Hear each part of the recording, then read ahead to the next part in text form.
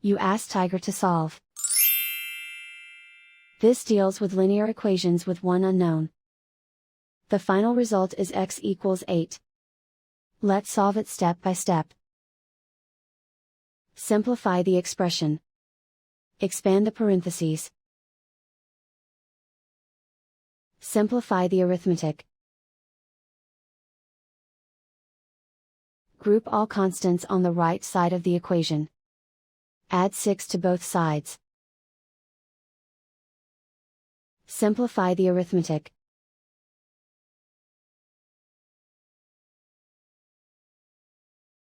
Isolate the x. Divide both sides by 3. Simplify the fraction.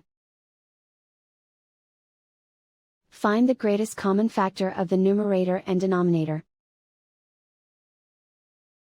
Factor out and cancel the greatest common factor.